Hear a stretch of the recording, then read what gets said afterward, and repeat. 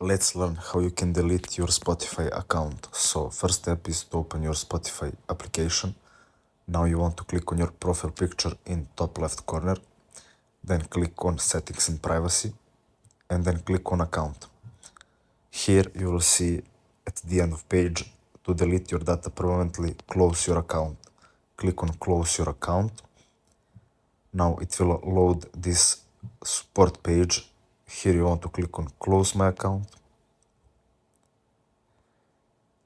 And after this, you just need to fill in steps to close your account. So I will not show the full tutorial, but you will see these two delete accounts. So you need to click on delete account if you have